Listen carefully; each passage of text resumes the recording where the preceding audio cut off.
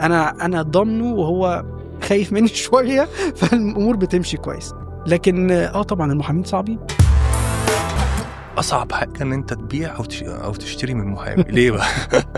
عشان احنا عدى علينا كتير قوي. اصعب حاجه تقابل واحد بيبيع لك محامي او بتشتري من محامي. على فكره انا عايز اقول لك على حاجه، هو طبعا يعني في العادي طبعا، لان المحامي بيبقى شخص عدى عليه كتير جدا، بيبقى عارف الثغرات فين، بيبقى شايف المشاكل فين، بيبقى عايز يتجنب كل حاجه. اقول لك بقى المفاجاه، انا لما بروح اشتري بوقع على العقد يعني عشان عارف بمنتهى الاحترام. ازاي؟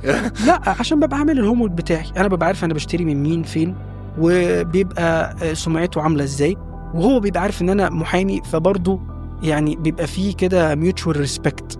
انا ضامنه وهو خايف مني شويه، فالامور بتمشي كويس.